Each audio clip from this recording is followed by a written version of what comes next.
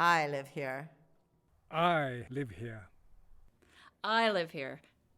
I've owned this business for 18 years. I represent over 150 different artists, and these cuts threaten my livelihood. Kathy Ramsey owns Gabriola Artwork. Her business relies heavily on tourism, but with the recent announcement to ferry cutbacks, she says her business will no longer see the traffic it once had, and this means she may lose her business.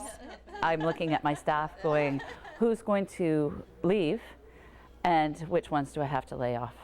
We had a survey that the Islands Trust Transportation Committee and the Ferry Advisory Committee did a study of local businesses, and they surveyed 120 local businesses right here on Gabriola. These cuts will cost our community $5.7 million. BC Ferries and the provincial government announced that 32 sailings will be cut from Gabriola Island Nanaimo route. This is estimated to save BC Ferries $800,000 by 2016. The eliminated sailings were determined by low ridership and will mean the loss of the last 2 sailings.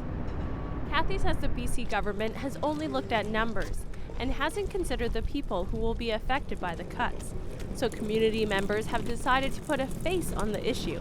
It's called the I Live Here campaign. I live here. I live here. I live here.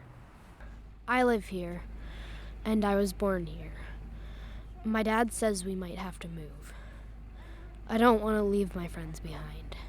There's individuals that will be really affected by these cuts, and that there's people living here. But some residents are now considering leaving the island. People have already started putting their homes on the market. Kathy says the ferry cuts will have the biggest impact on families and shift workers. I live here. I've been a nurse for 35 years.